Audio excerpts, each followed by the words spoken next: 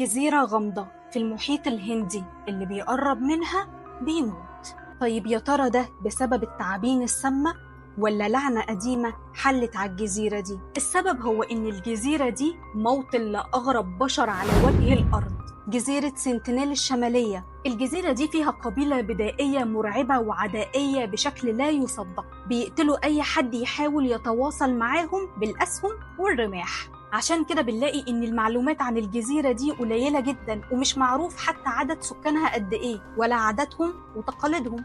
ده حتى الأقمار الصناعية ما قدرتش تكتشف الجزيرة دي، وده بسبب إنها مغطاة بالغابات الكثيفة اللي بتمنع الرؤية. الجزيرة دي ما ينفعش حد يقرب منها، حتى العلماء مش مسموح ليهم يقربوا منها. ده حتى حصلت حوادث مأساوية لكل اللي فكر يقرب منها.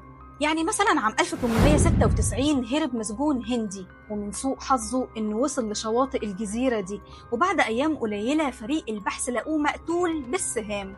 وعام 1876 غرقت سفينة تجارية هندية على شاطئ الجزيرة دي، ولما حاول البحارة السباحة لحد شاطئ الجزيرة هجموهم السكان بالسهام ونجوا البحارة بأعجوبة بعد ما انتشلتهم سفينة تابعة للقوات البريطانية. أما بقى في أعقاب تسونامي اللي ضرب المحيط الهندي عام 2004، حاولت بعثة إنقاذ من خلال طيارة تابعة للهند إنهم يوصلوا للجزيرة ويقدموا كمان للسكان المعونات الغذائية، وطبعا كالعادة كان رد فعلهم عنيف جدا وحاولوا يستهدفوا الطيارة برمح حاد. وبعدها بسنتين يعني عام 2006 نام 2 من الصيادين على القارب بتاعهم، فوصل القارب لشاطئ الجزيرة دي وبرضه اتقتلوا بنفس الطريقة البدائية. ولما عرف خفر السواحل الهندي بعت طيارة عشان تاخد جثث الصيادين، لكن سكان الجزيرة هاجموا الطيارة بالسهام، فاضطر الطيار ان هو يرجع من غير ما ياخد الجثث. هي فين بقى الجزيرة المرعبة دي؟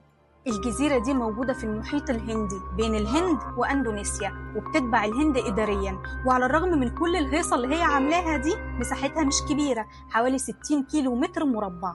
العلماء بيقولوا إن السكان دول استوطنوا الجزيرة من 60 ألف سنة، وهم من شعوب أندمان الأصلية، وانعزلوا بيها. وده معناه إنهم ما يعرفوش أي حاجة عن تطور التكنولوجيا ولا الإنترنت ولا الاحتباس الحراري ولا حتى الموبايل. دول حتى ممكن يكونوا ما يعرفوش يعني ايه بيتزا ولا مكرونة بشاميل. هم عايشين ازاي دول؟ ولا اي حاجة خارج الجزيرة.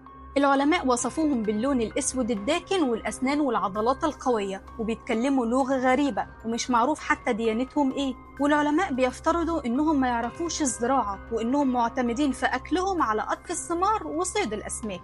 دول كمان ما يعرفوش طريقة إشعال النار، وبيعتمدوا على الصواعق اللي بتضرب الأشجار وبتشعل النار. السؤال المهم هنا بقى، هي ليه القبيلة دي عنيفة قوي كده؟ يقال إن أول اتصال مع أهل الجزيرة بيرجع للاستعمار البريطاني، وإنهم خدوا 2 من كبار القبيلة و4 أطفال، وبدأوا كمان يعاملوهم معاملة كويسة جدا بهدف إن هم يستولوا على الجزيرة. ولكن اللي حصل إن بعد أيام مات ال2 الكبار، فرجعوا الأطفال تاني للجزيرة، بس طبعا من غير ال2 الكبار. وفسر العلماء موت ال2 بسبب إن جهازهم المناعي كان ضعيف جدا وما يقدروش يقاوموا أبسط الأمراض حتى الإنفلونزا. وده بقى معناه إن مقابلة أهل الجزيرة لأي شخص غريب ممكن يدمر القبيلة كلها. يا ترى هو ده السبب؟ الله أعلم.